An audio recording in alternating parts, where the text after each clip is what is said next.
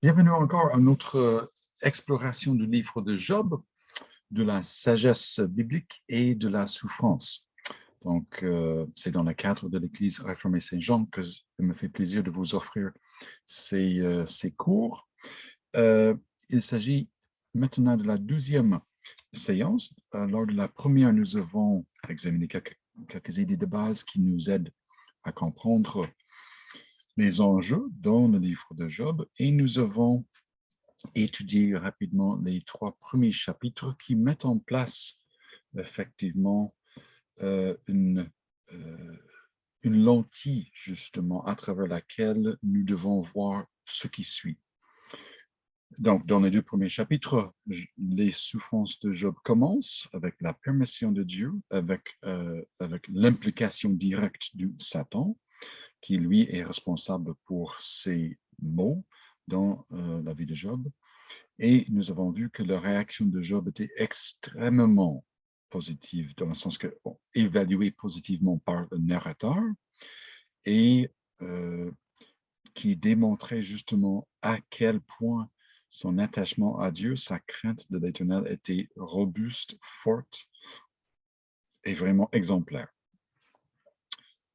Dans le 3e chapitre, après un certain temps est passé, nous avons vu, suite à la venue des amis de Job et l'effet, entre autres choses, de sa peine, sa douleur physique, la peine émotionnelle en conséquence de la perte de ses 10 enfants, sa situation financière qui était vraiment détruite par la perte de ses biens, ses animaux en grand nombre, tel que décrit dans le premier chapitre. Nous voyons Job et nous pouvons ajouter effectivement la tentation. Le livre ne nous dit rien sur l'activité de Satan outre les 2 circonstances de souffrance introduites dans les chapitres 1 et 2. Mais en passant par la femme de Job, l'idée d'une tentation, une suggestion malsaine de maudire Dieu et mourir. Mais certainement, d'un autre point de vue, c'est clair que le diable est souvent actif, comme le dit le Nouveau Testament, et rôde comme un lion pour nous tenter. Ajoutant à cela le péché qui reste même dans les croyants, croyantes, et inévitablement, Job était, entre autres, alors affecté par sa, sa nature passeresse, par la tentation, par sa peine physique, par sa peine émotionnelle. Donc, le temps, malheureusement, ouvre des fois comme cela. Et nous avons vu dans le chapitre 3 que Job commençait à euh, douter un peu, c'est peut-être une manière de le dire, de douter un peu la bonté, la fiabilité, la justice de Dieu, mais pas beaucoup pour l'instant.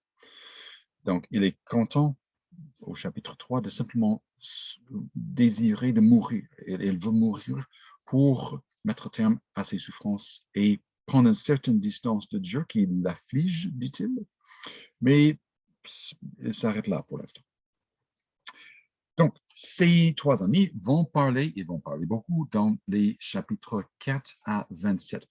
Je vous rappelle que de la structure du livre que nous voyons ici, donc nous allons évidemment explorer les 3 premiers chapitres. Les discours ici commencent au chapitre 4 et constituent probablement la moitié du livre. J'ai dit dans l'introduction que nous avons des fois l'impression que le livre de Job est répétitif et dans un certain sens, j'admets que c'est vrai. Les amis se répètent un peu. Mais il y a plus de développement dans ces chapitres-là que de répétition. Donc, ça vaut la peine de les lire, bien entendu. Il y a 3 cycles et remarquez la durée, l'ampleur de chaque section. Le premier cycle est assez long, les discours sont très longs, des fois 2 ou même 3 chapitres. Dans le 2e cycle, les chapitres sont quand même de bonne taille, mais il y a la moitié. Et le troisième cycle, quoiqu'il comporte 6 chapitres, certains sont très courts. Donc, même cela suggère qu'avec le temps, maintenant dans le contexte de leur discussion, les amis et Job ont de moins en moins de dire, mais malheureusement, il ne s'agit pas du développement d'une opinion commune ou d'un accord. Comme Job l'a dit, et je suis d'accord, il faut faire X. Et Job dit oui, justement, j'apprécie ton soutien, on va conclure que cela est le cas. C'est plutôt le contraire. Ils sont si en désaccord qu'ils ne peuvent plus parler, ils ne peuvent plus se parler. Et nous voyons même dans le premier cycle, et surtout le deuxième, troisième, que le ton dégénère pas mal. Je vous donnerai quelques exemples pour vous faire rire dans quelques instants. Mais ceci dit, c'est un peu triste, puisque les amis sont venus justement avec la bonne intention de commisérer avec Job, de partager sa peine, de l'aider. Ils ont planifié leur voyage, ils sont venus de loin, ils ont l'intention de l'aider. Mais ce qui embête, justement, les embête d'atteindre leur objectif est justement, ironiquement, leur théologie. Donc, nous avons parlé un peu de la rétribution comme doctrine dans la première séance. Et dans un certain niveau, c'est une règle générale, soit que Dieu, d'habitude, va bénir ceux qui le suivent fidèlement et ne va pas bénir, va affliger, décourager ceux qui s'éloignent de lui, des fois pour les ramener, des fois pour simplement les punir. Le problème principal avec les amis est qu'après une certaine période de flexibilité et ouverture d'esprit, qui ne dure pas longtemps, des chapitres 4 à 8 peut-être, insiste de plus en plus sur une modèle de rétribution, soit le modèle rigide. Il n'y a pas d'exception. Et malheureusement, Job aussi partage une vue assez rigide de rétribution, mais avec une différence importante. Je m'explique. Pour les amis, si une personne souffre, au moins à part de certaines circonstances exceptionnelles, mais presque comme règle générale et universelle, si une personne souffre, cette souffrance est preuve certaine d'un péché que Dieu est en train de punir. Et tant et aussi longtemps que la personne n'avoue pas, ne reconnaît pas son tort et ne s'excuse pas, ne se repente pas, Dieu va continuer d'affliger cette personne. Remarquez, nous allons voir dans un instant que les amis disent des fois, dans les premiers chapitres de leur discours, ouais, c'est possible que pour une courte période de temps, une personne juste souffre, mais sous peu, Dieu va intervenir. Donc, tiens bon, on l'entend une ou deux fois seulement. Mais malheureusement pour Job, ces souffrances durent. Donc, le plus de temps qu'il coule, le plus probable, le plus certain sont les amis que Job, évidemment, est un pécheur. Ces souffrances continuent. Et Dieu affligit toujours les méchants. Donc, Job devient méchant. Job doit s'excuser. Job doit l'avouer, se repentir. Et là, Dieu va mettre fin à ses souffrances. J'avais oublié de mentionner quelque chose dans la première séance. Je l'ajoute ici. Suite au 12e chapitre, nous savons que la perte de ses biens, la mort de ses enfants et la perte de sa santé étaient causées dans le cadre d'une pari du Satan qui prétendait que Job n'était vraiment pas infidèle et Dieu achetait son adoration en lui donnant des biens. Le point est tout simplement ceci. À la fin du chapitre 2, c'est clair que dans les deux cas, le Satan avait tort et nous n'entendons rien du tout du Satan pour le reste du livre. Voici l'implication importante. Ça fait que les souffrances de Job qui continuent pour une raison que même maintenant, suite au chapitre 2, même nous ignorons. Dans le premier et deuxième chapitre, la cause était le pari, dont c'est par de Satan. Suite à la démonstration que ces prétentions étaient complètement fausses, Dieu décide que, sans que l'auteur même parle de sa décision, Dieu décide que, même si quand Satan quitte la scène, de permettre que les souffrances de Job continuent. Donc, nous avons ici affaire avec, si vous voulez, le mystère de la souffrance. Des fois, et à compter du chapitre 3, Job et le lecteur ignorent le but dans lequel Dieu permet ces souffrances. Ça devient clair vers la fin du livre, mais je souligne ce point puisque c'est souvent, sinon toujours hasardeux, une mauvaise idée de prétendre savoir pour quelle raison une souffrance quelconque arrive à quelqu'un, pourquoi quelqu'un souffre, à moins qu'il y ait un péché flagrant et ce que la personne reçoit est justement le fruit naturel de ce péché. Dans bon nombre de cas, c'est mieux de simplement laisser à Dieu le soin de savoir pourquoi cette situation s'est produite, cette maladie m'arrive, et de le suivre fidèlement. La raison peut justement être Dieu seul qui la connaît. Ce n'est pas nécessaire que nous le connaissions aussi. OK, je parlais justement de l'opinion des amis, selon laquelle la souffrance est preuve certaine de la punition qui suit inévitablement le péché. Donc, toute personne souffrante a un péché qu'il ou qu'elle doit confesser pour que la punition soit retirée. Une position quasiment rigide, comme je l'ai dit. Job aussi croit fermement dans l'équation de la rétribution, mais disons de l'autre côté. Il affirme justement que seuls les méchants doivent souffrir. Donc, il a le problème que, étant juste, et que je vous rappelle que dans les deux premiers chapitres, nous savons que Job n'a commis aucun péché qui serait la cause de ses souffrances. Et maintenant, Job a le problème suivant. Il souffre tout en étant juste. Il n'y a pas d'équation pour cela dans sa pensée, ni dans la pensée de ses amis. Donc, une personne qui ne souffre pas est innocent, une personne qui souffre est coupable. Bien simple, rigide. Et donc, le seul avantage, c'est que cette pensée théologique est simple.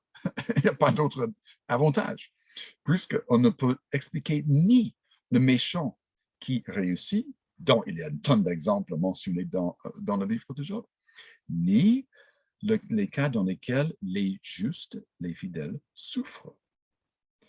Donc, entre autres choses, et peut-être au centre du message du livre de Job, est justement que cette explication simpliste de la souffrance ou de la bénédiction est écartée. C'est bien trop simple pour le monde complexe que Dieu gère et dans lequel il permet des fois aux justes de souffrir ou aux méchants de réussir.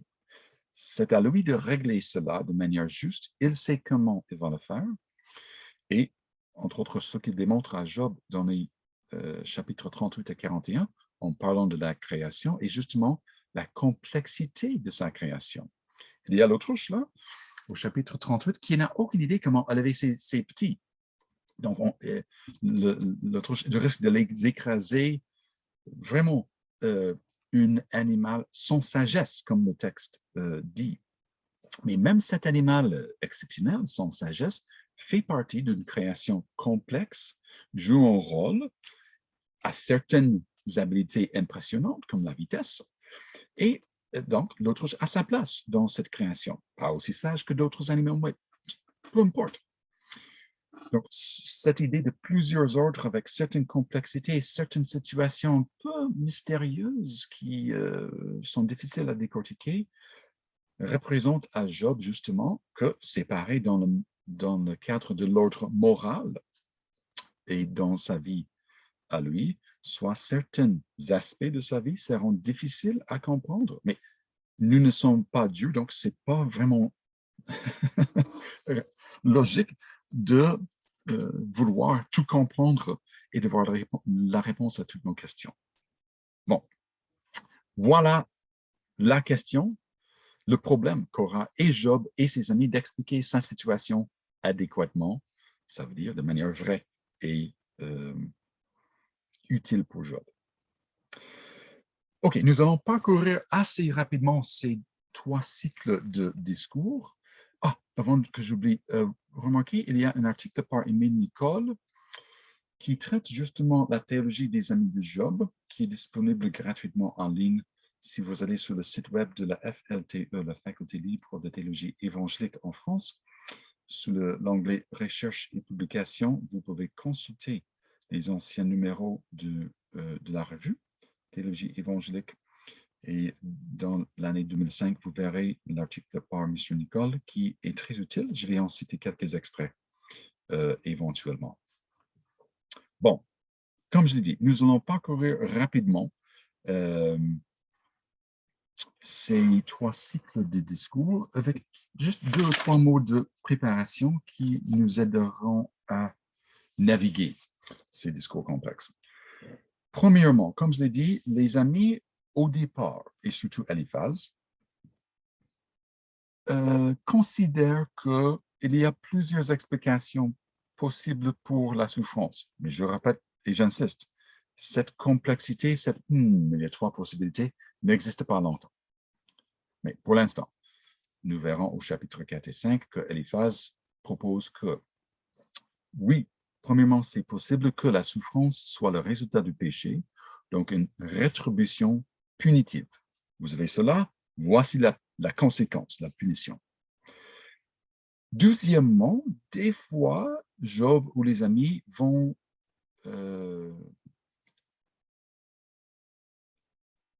noter que tout être humain étant pécheur aura de la souffrance dans une certaine mesure dans sa vie. Inévitablement, tout le monde va souffrir parce que tout le monde est pécheur.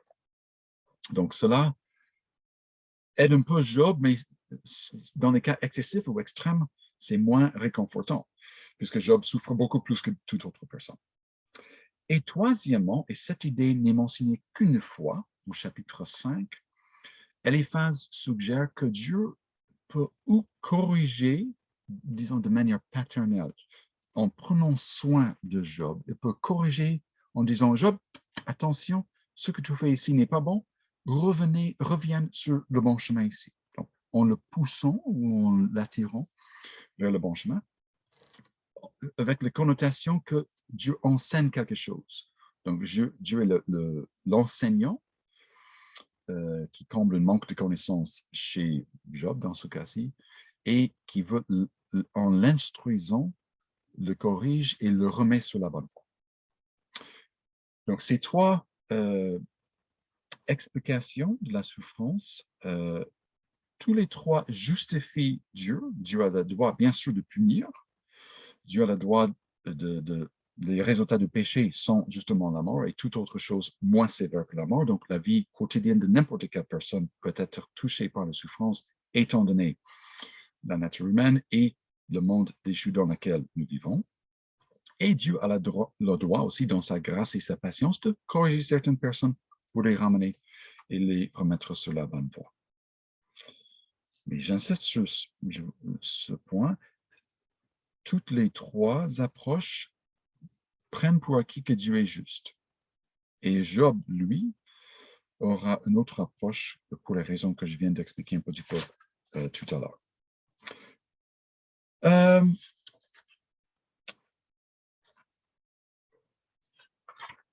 Il y a quelques thèmes qui parcourent ces discours qui, si on élimine certains éléments, les discours deviennent très répétitifs, comme je l'ai laissé entendre tantôt.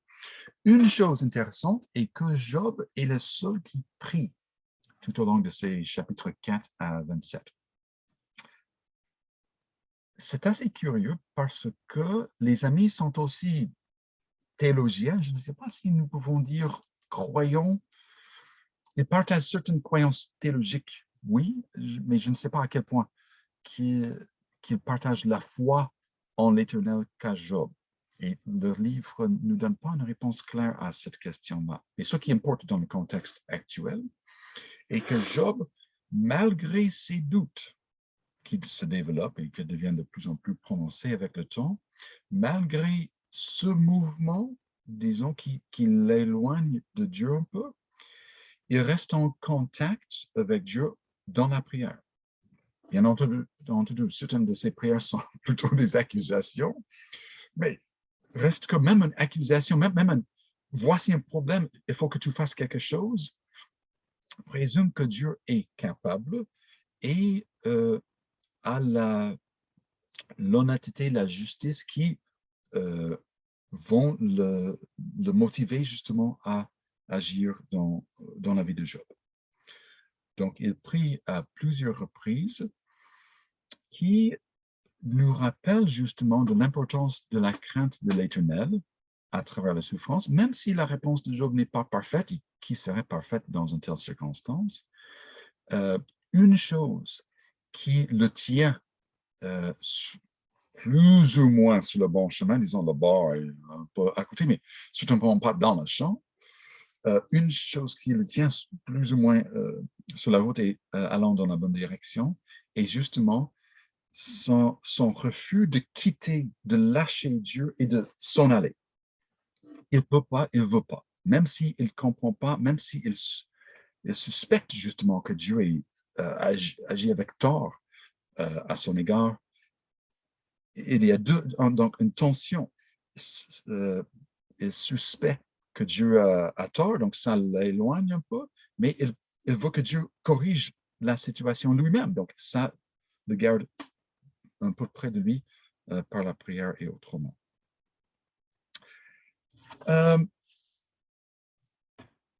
Il faut aussi, avant d'écouter Job et ses amis, se souvenir de l'état physique, psychique, psychiatrique, émotionnel, corporel et tout de Job. Nous ne pouvons pas nous attendre à un Job qui décrit de manière très objective son état. Aujourd'hui, je suis pas mal déçu. Ni à un Job qui, étant donné la profondeur de ses peines, parle toujours de manière cohérente. Dans le sens, nous verrons plusieurs contextes dans lesquels il n'est pas satisfait avec Dieu, il implore à Dieu de corriger la situation, il doute qu'il est innocent, il pense que Dieu n'est pas innocent. Donc, on voit une certaine, pas incohérence au sens large, mais une certaine manque de clarté des fois dans ses propos, et c'est probablement normal pour toute personne qui souffre dans une mesure même modeste, sans parler de la mesure excessive qui est le cas de Job.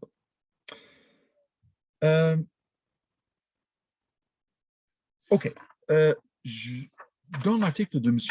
Nicole, effectivement, il suggère qu'au titre général, pour ces trois cycles de discours 4 à 14, 15 à 21 et 22 à 27, nous voyons un mouvement, qui n'est pas positif malheureusement, d'un esprit d'encouragement dans le premier cycle chez les amis envers Job.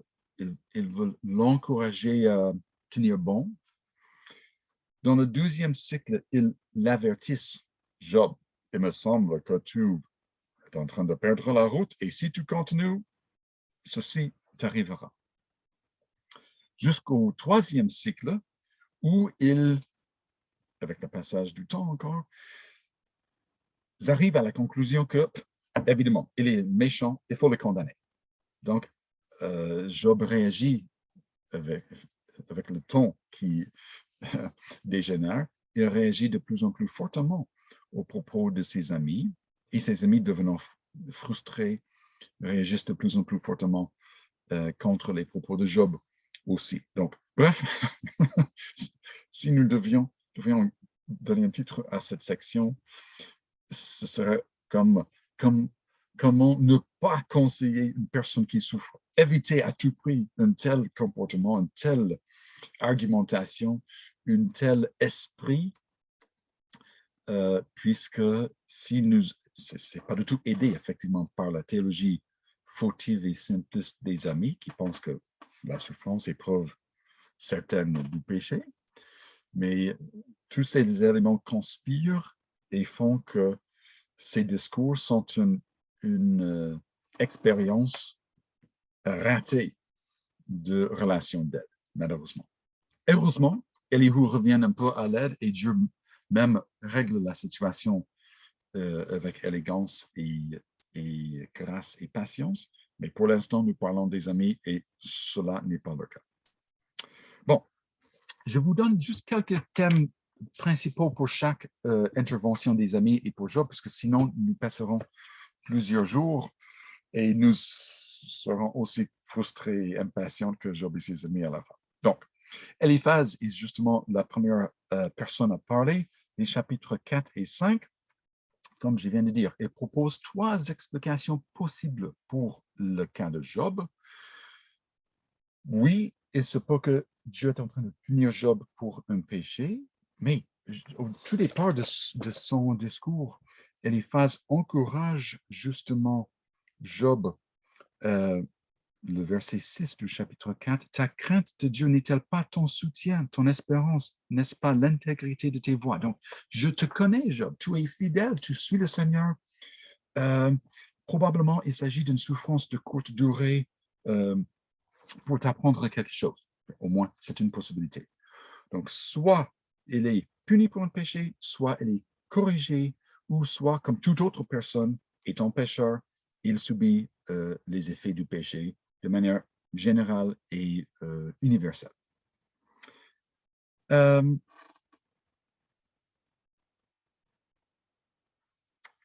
En passant, il prétend qu'il a reçu une partie de ses idées par une révélation. C'est une description assez floue au chapitre 5. Si vous voulez lire un passage mystérieux, lisez les chapitres 4 et 5. Mais ça prendra trop de temps de décortiquer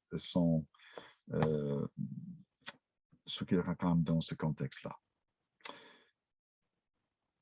Job répond, et évidemment, après l'intervention de chaque ami, Job répond, le deuxième ami offre ses idées, Job répond, ainsi de suite. Donc, la première réponse de Job, alors à Eliphaz, est justement un petit pas plus loin que le chapitre 3. Dieu le blesse, chapitre 6, le verset 4, « Car les flèches du Tout-Puissant m'ont percé et mon esprit et on boit le venin, les terreurs de Dieu se rangent en bataille contre moi. » Donc, il commence à se sentir un peu plus attaqué qu'avant. Et comme je l'ai dit, il y a un certain développement dans cette impression dans l'expérience de Job.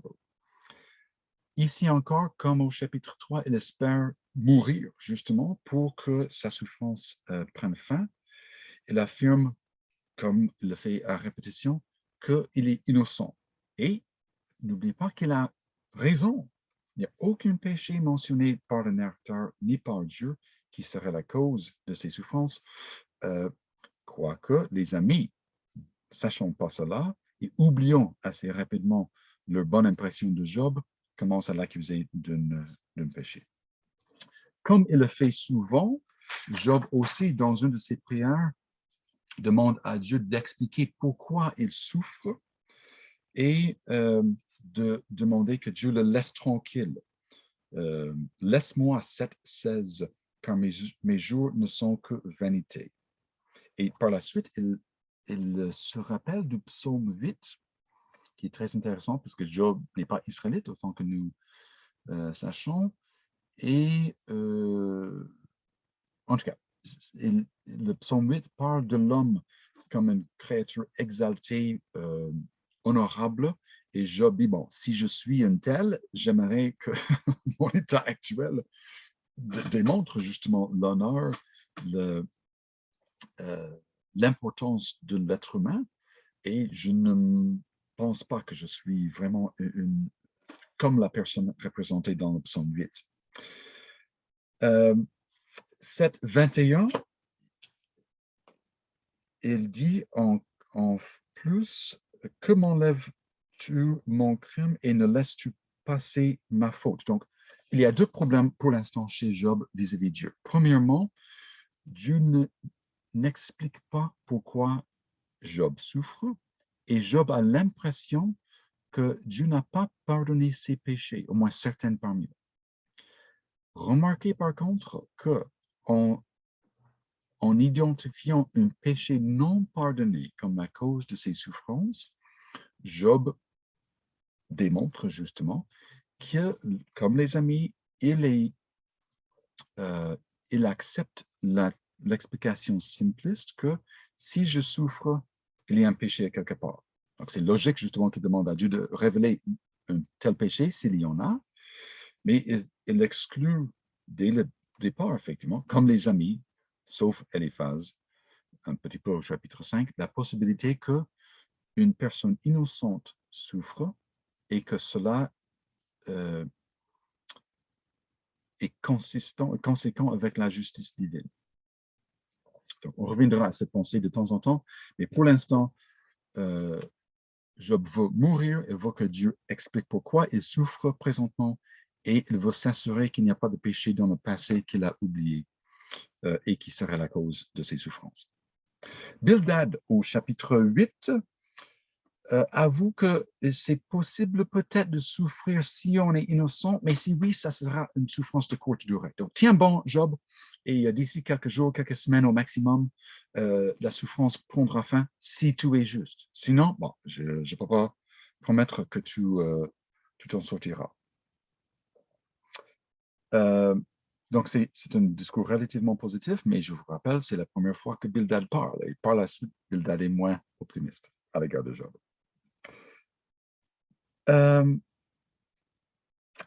Dans ce discours, Bildad affirme aussi que la rétribution, donc les mauvais reçoivent ce qu'ils méritent, les justes ou les obéissants reçoivent ce qu'ils méritent, et le norme. Et cette idée commence à vraiment irriter Job, puisqu'il croit lui-même, en étant une personne juste, affligée, que quelque chose ne marche pas. Évidemment, ce n'est pas une règle générale ou universelle. Donc, au chapitre 9 et 10, il s'en prend à cette idée de Bildad, que la rétribution est toujours évidente, en démontrant justement que des fois, les justes souffrent, ou plus fréquemment, les méchants réussissent. Ils n'ont aucun problème, ils sont riches, ils sont gras, ils sont contents, ils sont heureux, etc. De temps en temps aussi, Job se rappelle du fait que Dieu connaît beaucoup plus que lui et que lui, et comme ses amis, ne peuvent pas tout savoir. Mais il semble que cette idée n'a pas un effet profond sur sa pensée et en tout cas, avec le temps, ça devient de moins en moins sûr que Job est conscient de ses limites puisqu'il est assez confiant vers la fin de ses discours que Dieu est injuste et que lui, Job, a raison. Il n'est plus content non plus de simplement vouloir mourir, il commence à argumenter que Dieu n'est pas juste. Remarquez le verset 22 du chapitre 9. Qu'importe après tout, c'est pourquoi je le dis, il, Dieu, extermine l'homme intègre aussi bien que le méchant.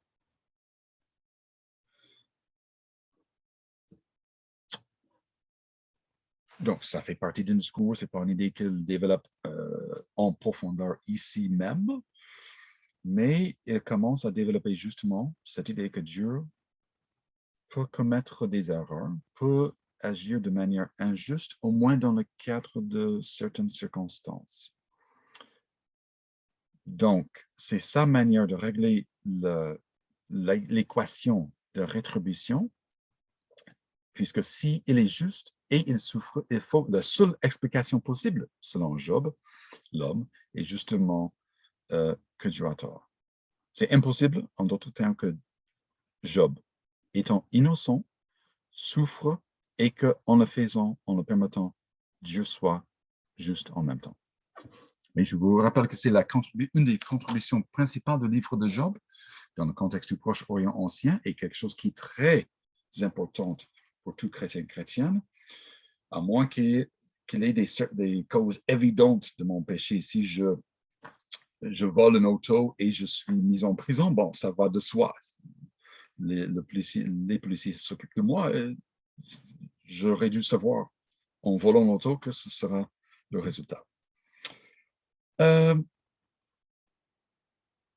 Le chapitre 11, Zophar, on l'entend pour la première fois, et lui aussi insiste que la rétribution est la norme. C'est ça presque toujours.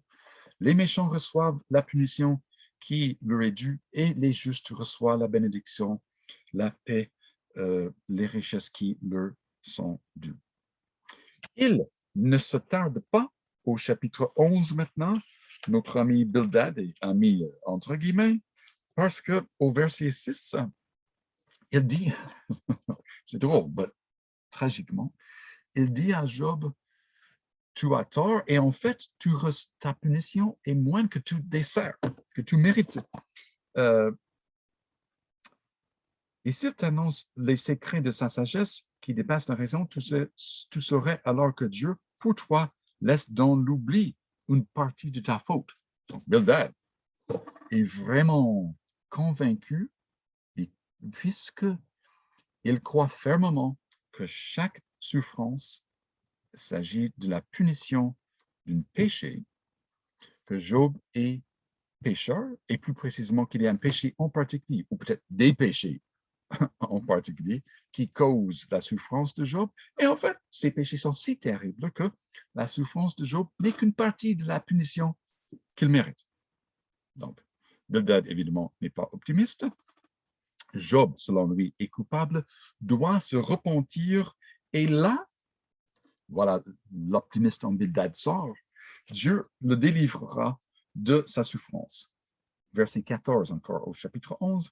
Si tu éloignes l'injustice de ta main et ne laisses pas demeurer l'iniquité sous tes tentes, alors tu lèveras ton front sans tâche, tu seras ferme et sans crainte, ainsi de suite. Donc, là, on ajoute pour encourager, disons, Job à se repentir. Chapitre 12 à 14, donc la réponse de Job à Zophar est assez longue. Comme il a fait avant, il rejette l'idée que la rétribution est toujours en opération, toujours valide. Il constate que Dieu est souverain, mais cette souveraineté veut dire que laisse Dieu agir comme il le veut. Et Job étant innocent, Dieu doit être coupable de certains torts à son égard. Il veut, et ici on voit une autre étape dans la délivrance que Job imagine, soit il veut parler avec Dieu dans un contexte, disons, quasi légal. Il veut avoir un jour au cours pour en discuter. Des fois, il mentionne un juge, mais pour l'instant, c'est juste une discussion entre Job et le Tout-Puissant. Donc, chapitre 13, verset 3, « Mais moi, je vais parler au Tout-Puissant, je veux défendre ma cause devant Dieu. » Comme je dis, c'est un bon exemple de l'état tiraillé de Job. D'un côté, il suspecte que Dieu a tort, que Dieu, au moins à son égard, agit injustement, mais il veut convaincre Dieu de cela, qui présume une certaine ouverture d'esprit, pour le dire ainsi, chez Dieu, et que Dieu pourrait honnêtement avouer ce tort, s'il y en a, se corriger et rétablir la situation. Donc, Job, je ne dis pas que c'est une bonne position pour Job, dans le sens qu'il crée un Dieu un peu instable, pas complètement fiable, mais en tout cas, c'est l'état d'esprit de Job qui l'amène à cette hypothèse à l'égard de Dieu. Voilà la fin du premier cycle. Donc, on voit que même si M. Nicole a suggéré que le mot encourager couvre la plupart du contenu, pas assez, dirait Job, je pense. Dans le deuxième cycle, les chapitres 15 à 21, il s'agit de l'avertissement. Donc, les amis, encore, n'oubliez pas que le temps passe. Donc, le plus longtemps qu'une personne reste sous la disons, punition de Dieu, la souffrance, le moins c'est plausible, selon les amis, que cette personne soit juste, mais en train de souffrir quelque chose d'éducatif ou de bénéfique. Une personne qui souffre à long terme, selon eux, est vraiment certainement un coupable, un méchant. Donc, on parle beaucoup plus dans ces discours-ci du sort du méchant. Et en fait, je pense que les pourcentages viennent de M. Nicole, mais 40% des discours de Eliphaz sont consacrés à ce triste sujet. 75% des discours de Bildad dans ce cycle portent sur le sort des méchants et, aucune surprise, 90% des discours de Bildad, de Sophar, pardon, portent sur le triste sort des méchants. Donc, on voit déjà un déclin de plus en plus à pic dans leur estimation de Job et leurs propos suivent justement la conclusion que force leur théologie fautive. Job est encore souffrant. Cela veut dire je peux dire avec de plus en plus de certitude qu'il est méchant, parce que c'est seulement les méchants qui souffrent. Alors, Eliphaz commence le 12e cycle. Les mots de Job sont mauvais. En passant, des fois, les amis n'ont pas tort. Je dois dire que et les amis et Job peuvent dire les choses à tort, et Job et les amis peuvent dire les choses qui sont vraies. Donc, c'est notre tâche de faire le triage de leurs propos. Ce n'est pas notre tâche, heureusement, puisque cela prendra pas mal de temps. Mais ici, Eliphaz constate qu'accuser Dieu d'injustice est un pas bien écarté de la piste qui est sécuritaire. C'est une pas très dangereux et il avertit Job, entre autres, de cette faute. Mais ce n'est pas tout ce qu'il dit. Il affirme que tôt ou tard, donc il montre un peu de souplesse, tôt ou tard, la rétribution va punir les méchants. Donc, en théorie, c'est possible que Job soit encore une personne juste et que sa souffrance soit simplement de très longue durée. Mais avec le temps, comme je le dis, cette possibilité devient de moins en moins probable, selon les amis. Job répond dans les chapitres 16 et 17, « Je suis innocent », puisque les amis déduisent de sa souffrance qu'il est coupable. Et ils insistent de plus en plus sur ce fait, entre guillemets, chez Job, sur sa culpabilité. Job dit qu'il est innocent, que Dieu est son ennemi, malgré son innocence, et il espère maintenant au 16-19 que quelqu'un de surnaturel vienne en aide. Déjà maintenant, il parle de son témoin qui est dans le ciel. Si vous consultez les commentaires bibliques, certains croient que c'est Dieu même, dans le sens que Job, comme on vient de voir il y a 2 minutes, Job peut croire que Dieu a tort, mais Dieu est aussi possible de se corriger s'il tient compte des vérités, pour résumer l'argumentation de Job. Donc, il se peut que cette personne soit Dieu même, il se peut que cette personne soit un ange. Job ne dit pas clairement de qui il s'agit. Donc, les interprètes ont des opinions différentes. Mais peu importe, cela contribue à son désir grandissant de voir une face-à-face avec Dieu, peut-être avec cette troisième personne comme intermédiaire ou juge, pour que la situation soit corrigée.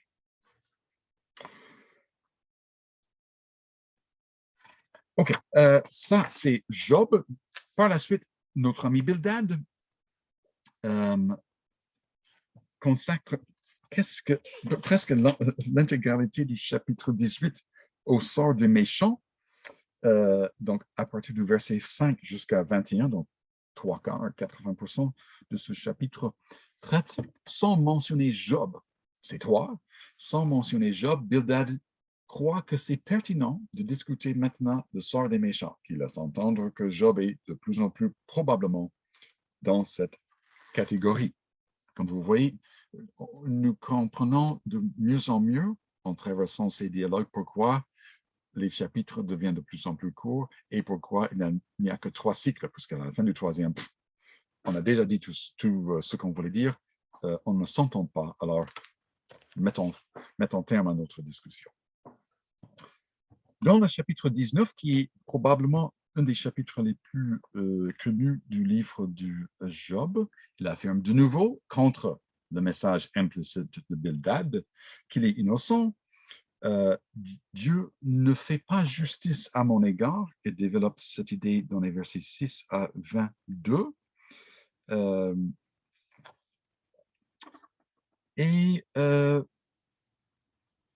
Ceci, il faut s'arrêter de temps en temps et se rappeler de l'état pitoyable de Job, sa souffrance physique, émotionnelle, même spirituelle, dans le sens qu'il veut voir une réponse claire de Dieu, il ne la reçoit pas. Il implore ses amis, 19, 21, et pitié de moi, vous, mes amis, car la main de Dieu m'a frappé. Même s'il ne comprend pas exactement de la bonne manière ce que Dieu est en train de faire dans sa vie, ses amis sont venus de loin pour l'aider. Mais ce qu'ils font de plus en plus rudement, comme Bildad au chapitre 18, est simplement de condamner le pauvre.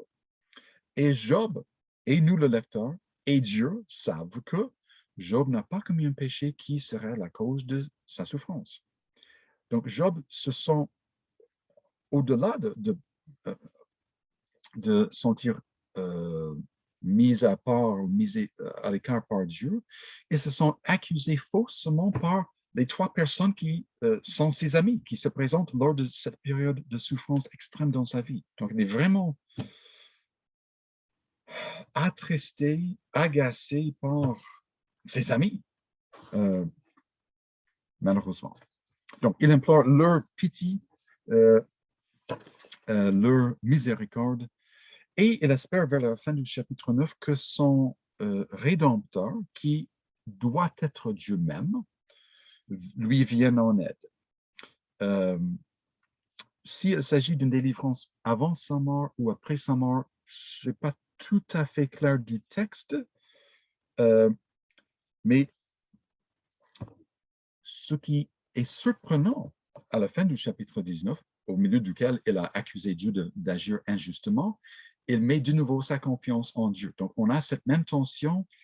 Je crois, ce n'est pas nécessaire que ça soit Dieu. Ça me semble très logique, mais à la fois, je ne peux pas l'abandonner. Donc, je tiens fermement à lui tout en désirant qu'il s'excuse, qu'il corrige la situation, puisque moi, je suis innocent. Zophar, chapitre 20. La rétribution est presque toujours immédiate, Job, tu dois le constater. Donc, il parle aussi beaucoup du sort du méchant. Et une fois encore, comme Bildad au chapitre 18, ici Zophar au chapitre 20, en parlant tant du destin des méchants, indirectement à l'égard de Job, laisse entendre que Job se trouve maintenant, sinon pas toujours, dans cette catégorie-là. Sa souffrance continue. Zophar et Bildad sont de plus en plus certains que Job est un des méchants. Job 21 rejette fermement, comme d'habitude, cette idée. La rétribution n'est point quelque chose d'universel et de rigide sans exception. J'en vois des exceptions à tous les jours, partout. Donc, il pointe à gauche et à droite. Disons, essayons vainement de convaincre ses amis et sans succès.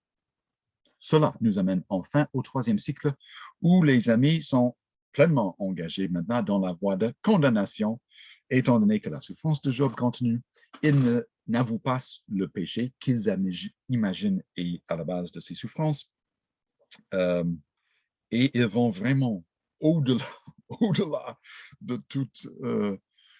toute intervention constructive avec certains de leurs propos. Par exemple, le chapitre 22, Eliphaz, le le réfléchi, le patient qui avait mentionné au chapitre 4 et 5, il y a plusieurs possibilités, considérons tous les trois. Maintenant, est si convaincu que Job est coupable qu'il va dresser une liste de péchés hypothétiques, mais pour lui, sans doute vrai, qui expliquerait le cas de Job. Donc, Eliphaz est complètement dans le champ, nous le savons en tant que lecteur, mais pour préserver la théologie selon laquelle Dieu punit toujours et exclusivement les méchants, il n'a pas d'option. Si Job souffre, inévitablement, il est méchant. Donc, voici quelques péchés que vous avez certainement commis qui expliqueraient en partie tes douleurs. Job 23-24 souffre encore du fait que Dieu ne lui répond pas. Et d'un côté, il faut avouer que ce serait extrêmement difficile pour Job de ne pas avoir de réponse de Dieu pour qu'il puisse comprendre son cas, être rassuré que Dieu est proche, que Dieu prend soin de lui, que Dieu sait exactement, pas simplement ce qui lui arrive, mais pourquoi cela lui arrive. Donc, il veut que Dieu se manifeste, lui parle, ça n'arrive pas. Il veut aussi lui parler, comme nous avons vu tout à l'heure, pour régler la situation. Mais pour l'instant, il doit attendre que Dieu lui accorde cette entrevue, cette face-à-face. Et il rappelle ses amis que des méchants, des fois, ils vivent longtemps et heureusement. Donc, oublions la rétribution, selon Job. Chapitre 25, Bildad insiste tout simplement, et c'est intéressant, tout simplement sur la grandeur de Dieu et le fait que nous ne pouvons pas comprendre ce qu'il fait. Si seulement Bildad l'aurait dit au chapitre 8, puisque les amis et Job ont pris leur équation théologique pour la rétribution et ils ont forcé toutes les données, ou ils ont créé carrément des données qui soutiennent cette théorie. Et Bildad, peut-être nous n'avions pas beaucoup d'espoir à son égard, étant donné ce qu'elle a dit tantôt, mais le chapitre 25, au moins, nous rappelle, premièrement, que les amis peuvent dire quelque chose d'utile, des fois, et que nous avons justement, nous devons comprendre, pas juste constater, mais comprendre que nous ne pouvons pas comprendre les choses que Dieu ne révèle pas. Des fois, on dit que la sagesse de l'Ancien Testament est vraiment basée sur l'observation. Je regarde et j'en déduis les conclusions, j'arrive à la vérité. Ça fait partie de la sagesse de l'Ancien Testament, mais sous la direction de ce que nous savons de Dieu, de sa parole et de ce qu'il nous dit. Donc, l'observation est tout à fait valide, mais dans ce cadre-là. Et les amis et Job semblent avoir oublié qu'il faut baser ses propos ou limiter ses conclusions qui viennent de ce qu'on observe, les limiter et les encadrer dans la vérité révélée par Dieu même, soit par sa parole écrite ou autrement par lui. Donc, les propos de Bildad sont à propos, mais ils ne changent pas la donne, malheureusement, puisque Job lui répond dans les chapitres 26 et 27, plus ou moins de la même manière qu'avant. Job est d'accord qu'il y a certaines limites chez l'être humain qui l'empêchent à saisir complètement ce que Dieu fait, mais lui, comme Bildad, n'intègre pas cette vérité dans ce qu'il dit, ce qu'il ressent. Donc, dans certains cas, les amis, Job semble avoir une connaissance théologique qui qui n'affecte pas leur façon de penser, leur façon d'agir. Dans la plupart des Bibles, on n'a pas un troisième discours de Sophar qui n'est pas surprenant, honnêtement, étant donné de la manière de laquelle les autres discours se sont enchaînés et le niveau de désaccord entre Job et ses amis. Certains suggèrent que chapitre 27 compter du verset 13 serait le troisième discours, le discours de Sophar dans ce troisième cycle. Ce n'est pas dans le texte, donc je vais en dire quelques mots par la suite. Mais c'est plus sûr de simplement prendre le texte dans l'état que nous l'avons et de conclure que Sophar a abandonné la conversation pour des raisons qui sont assez évidentes et que nous trouvons ici Job en réponse, donnant sa réponse à Bildad, et c'est là que la conversation entre les trois amis et Job s'arrête. Il affirme vers la fin de sa réponse, Job maintenant au chapitre 27, les versets 2 et suivants. Par exemple, 27, 2, Dieu est vivant, lui qui écarte mon droit. Donc, il est franc, Dieu a fait quelque chose d'injuste et il faut que ça soit réglé. Il rejette, pour la dernière fois, le raisonnement de ses amis et il semble résume une dernière fois leurs argumentations dans les versets 13 à 23 du chapitre 27, puisque ce n'est pas du tout ce que Job dit d'habitude, quoique c'est Job qui parle, donc il semble qu'il fait un résumé des propos maintenant complètement rejetés de ses trois amis. Vite, pour conclure cette section, il y a le chapitre 28, et je vous rappelle qu'il y a une autre perspective sur la sagesse et qui renforce justement ce que Bildad a dit dans le chapitre 25 et quelques propos de Job dans le chapitre 26. Soit, tant l'humanité est capable d'extraire, de localiser, extraire et utiliser les métaux, soit précieux, pierres précieuses, métaux précieux ou plus communs, les versets 1 à 11, quand il s'agit de la sagesse, 28-12, où est la sagesse? Pour résumer les versets 12 à 22, personne ne le sait. Donc, l'idée centrale du chapitre 28, et si c'est Job qui parle ici, il est en train encore de dire les choses qui sont vraies, mais qui ne sont pas intégrées dans sa façon de penser et de parler, ou il se peut que ce chapitre 28 soit simplement le narrateur qui veut ramener, ou au moins établir un point de repère à part duquel nous pouvons évaluer les chapitres 4 à 27. Mais peu importe, étant donné que Dieu parle à la fin du chapitre 28, nous avons une définition claire de la sagesse qui viennent, lisons juste les versets 23 et suivants. Après avoir demandé à tout le monde, y compris même Sheol, le séjour des morts, est-ce que quelqu'un ici a entendu parler de la sagesse? Je ne sais pas d'où elle vient.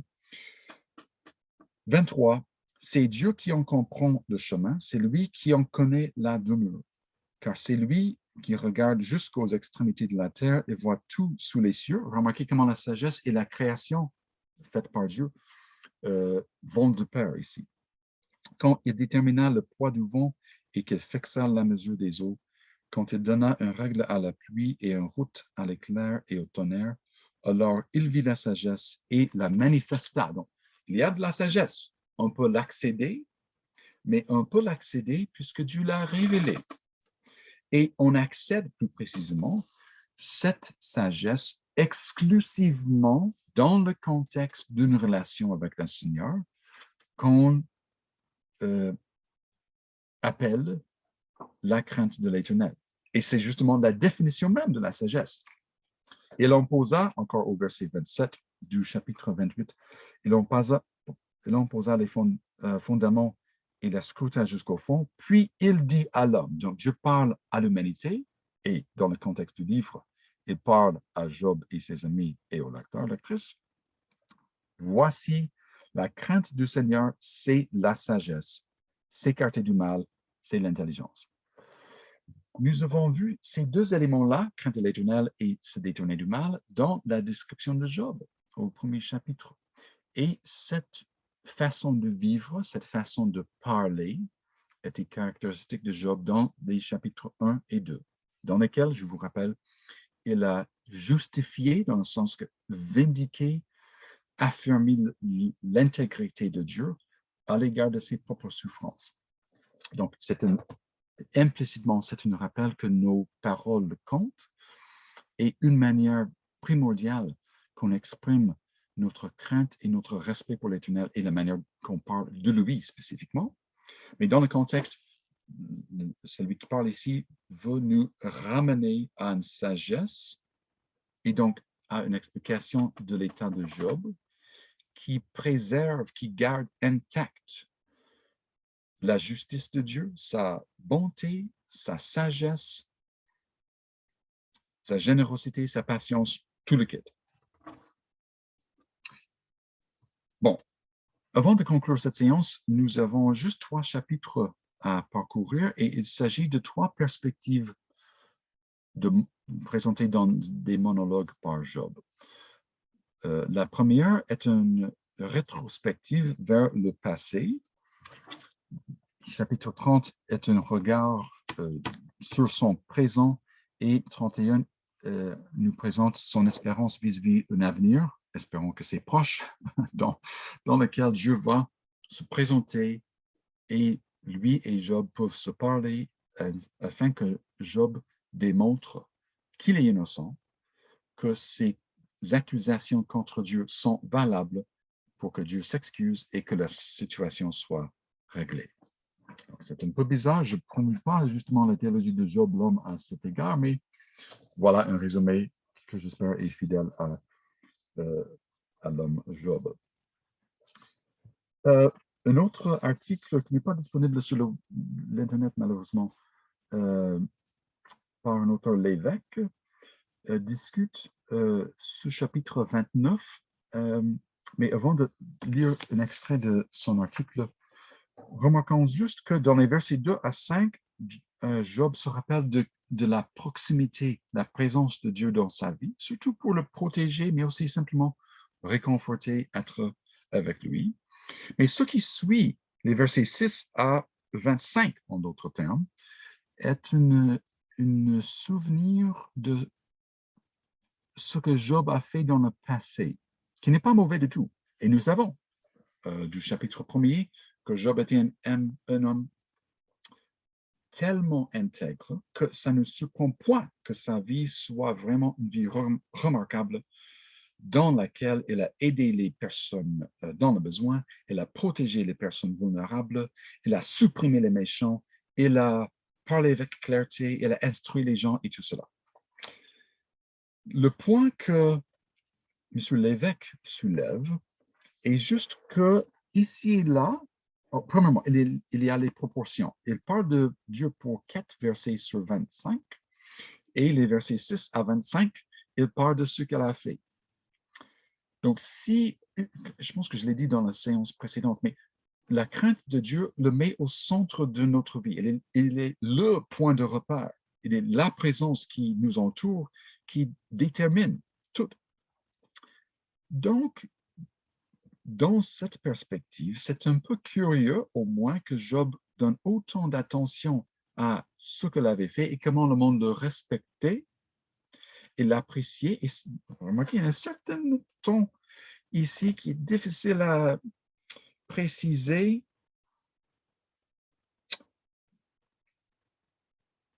À compter, par exemple, du verset 6. Quand mes pieds baignaient dans la crème et que le rocher répondit près de moi des ruisseaux, quand je sortais pour aller à la porte de la ville et que je me faisais préparer un siège sur la place, les jeunes gens me voyaient et se retiraient.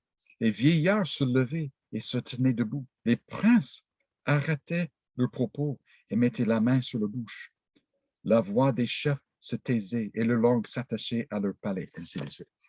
Donc, on peut permettre à Job de voir un peu d'embellir un petit peu ses souvenirs de son passé, mais quand même, il y a un certain ton un peu exaltant ici peut-être.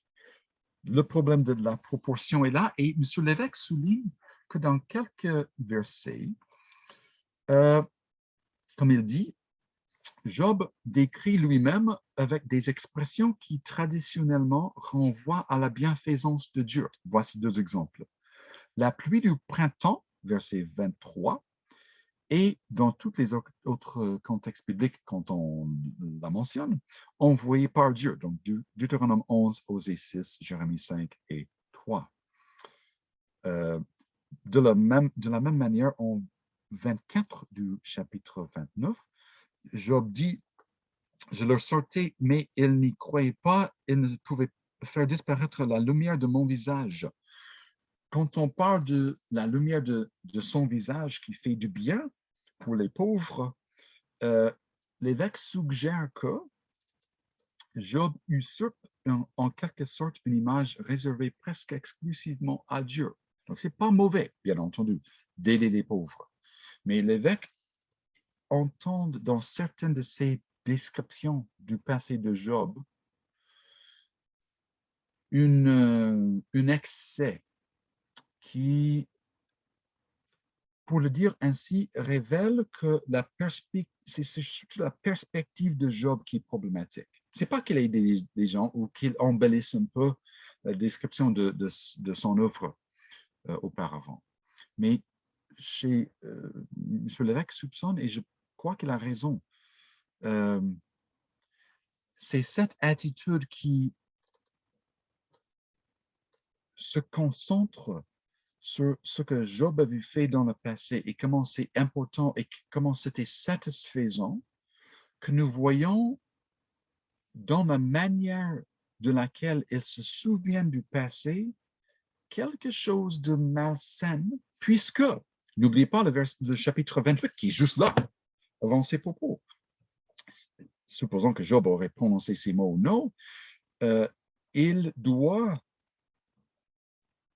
céder une place beaucoup plus importante à Dieu dans son estime, son évaluation de son cas, dans son interprétation du passé, puisque l'évêque suggère que justement cette perspective sur le passé, chapitre 29, pose la fondation pour son auto-évaluation au chapitre 30 et pour l'accusation la plus forte contre Dieu au chapitre 31. En d'autres termes, nous avons trois perspectives, passé, présent, futur, par la même personne et elles sont conséquentes en termes de leur ténor, en termes de leur orientation. Et il y a quelque chose de douteuse ici. Voici la citation de M. Lévesque vis-à-vis ces allusions, surtout avec la phrase qui traite la pluie du printemps et la lumière de son visage, mais plus généralement à cette manière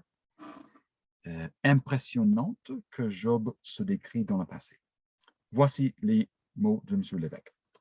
Ce jeu subtil d'allusion à Dieu et au roi cache très probablement un dessein bien précis de l'auteur. Il a voulu que l'anamnèse, c'est-à-dire les souvenirs de Job, exprime à la fois ses mérites réels, et il y en avait, et une secrète démesure, car le Job qu'il met en scène, bien qu'irréprochable selon les normes humaines, voici la phrase clé, ne se tient pas encore devant Dieu dans l'attitude du juste. Crainte de l'Éternel. On comprend mieux dès lors l'importance du chapitre 29 dans l'économie du poème. Les mérites de Job, rassemblés et comme célébrés dans cet souvenir, vont légitimer au chapitre 30 la reprise de la plainte. Et la démesure qui affleure déjà dans le tableau du bonheur passé va amener à un autre niveau le discours auto-justificatif et l'ultime défi du chapitre 31.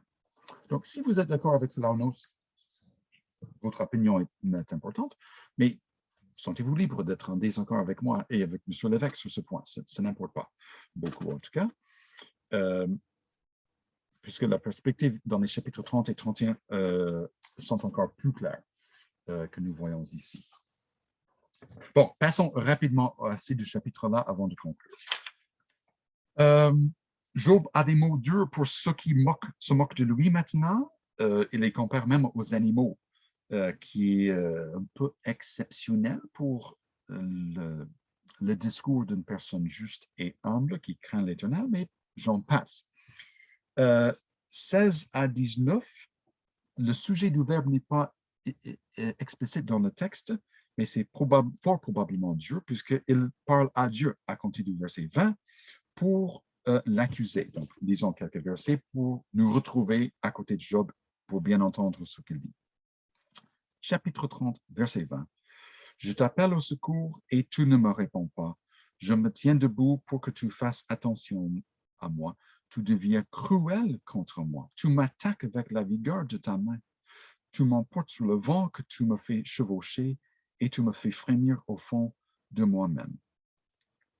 Car je le disais, tu mènes à la mort au lieu de rendez-vous de tous les vivants.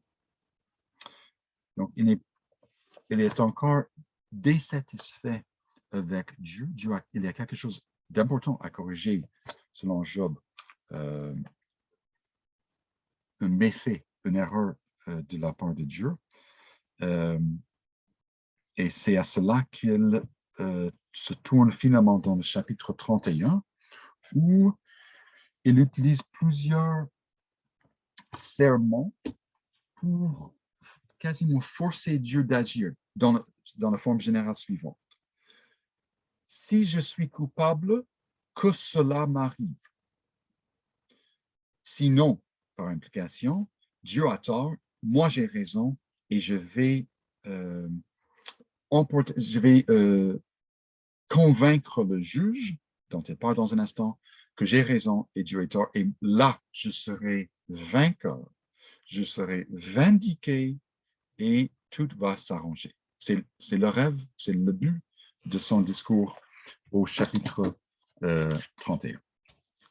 Donc, pour le résumer en bref, il ici donne une liste de 14 péchés dont il se dit innocent. Je vous rappelle une dernière fois. Job doit s'innocenter et doit démontrer son innocence car il présume, comme ses amis, que si il souffre, celui qui souffre est inévitablement coupable. Donc, si Job peut démontrer son innocence et si Dieu punit toujours les coupables, Job va démontrer, hors de tout doute, que Dieu a fait une erreur en le punissant puisqu'il est innocent. Donc, on a une longue liste de péchés, les 14 mensonges, envie, adultère, manque de compassion, etc., etc. Le point clé, peut-être, outre cette liste de péchés dont il est innocent, est presque à la fin du chapitre, et justement, cette partie se pose entre le 13e et le 14e vœu d'innocence, soit les versets 35 à 37. Voici ce qu'il dit. Pour vraiment terminer pour la dernière fois son argument en faveur de son innocence et contre la justice de Dieu, au moins à son égard. Chapitre 31 au verset 25. Oh, qui me fera trouver quelqu'un qui m'écoute? Voilà mon dernier signe. Il fait quelque chose pour laisser une trace. Voilà mon dernier signe que le Tout-Puissant me répond. Et effectivement, je vous rappelle, toutes ces affirmations plutôt dans le chapitre obligent, dans un certain sens, Dieu d'agir. Si je suis coupable de ceci, que Dieu me punisse. Si je suis coupable de cela, que Dieu me punisse. Et si Dieu reste inactif, si Dieu ne fait rien, ça démontre que j'obéis innocent. Voilà la plainte écrite par mon adversaire. Ne la porterai-je pas sur mon épaule, ne la nourrai-je pas sur moi comme une couronne. Donc, bref, il veut dire que ou il s'agit d'une déclaration de son innocence, ou il s'agit d'une déclaration de sa culpabilité qui ne tient point, qui est complètement fausse. Peu importe, le résultat est comme un couronnement de Job avec l'innocence. verset 27. Je lui rendrai compte du nombre de mes pas, je m'approcherai de lui comme un prince. Donc voilà la fin qu'attend Job. Si, un grand si, Dieu m'accorde une face-à-face, une opportunité de lui parler, et si la vérité est dite, tout le monde saura, mais plus important que tout autre, Dieu saura que moi, je suis innocent. Et moi, Job dit, je saurai qu'il avait tort. Job avait raison en ceci. Il saura, quand Dieu se manifeste, que Dieu sait que Job est innocent. Ça, c'est clair. Ça n'a pas changé. Aucun péché n'a motivé Dieu à punir Job. Toutefois, Job apprendra lentement, avec un pédagogue très patient, soit Dieu même, que Job, lui, avait tort de croire que Dieu a agi de manière injuste à son égard. Mais cela, nous verrons dans les chapitres 32 à 37, une sorte d'introduction à cette perspective par Elihu, et clairement dans les discours de Dieu dans les chapitres 38 à 41. Pour l'instant, nous arrêtons ici dans notre étude du livre de Job. Il ne reste que 2 séances. La troisième se portera sur les chapitres 32 à 42 pour finir notre discussion du livre même. Et la dernière séance nous permettra de réfléchir plus largement à la question de la souffrance dans la vie chrétienne, bien sûr à l'aide du livre de Job, mais en se servant du reste du canon aussi pour développer une perspective, je l'espère bien, robuste, adéquate pour nous servir dans le besoin quand Dieu, dans sa sagesse, nous envoie des difficultés et de la souffrance. Donc, jusque-là, je vous souhaite une marche avec Dieu intime, encourageante, qui, tout en respectant sa sainteté, sa sagesse, te permet de ressentir son amour et l'aimer. Et jusqu'à là. Merci.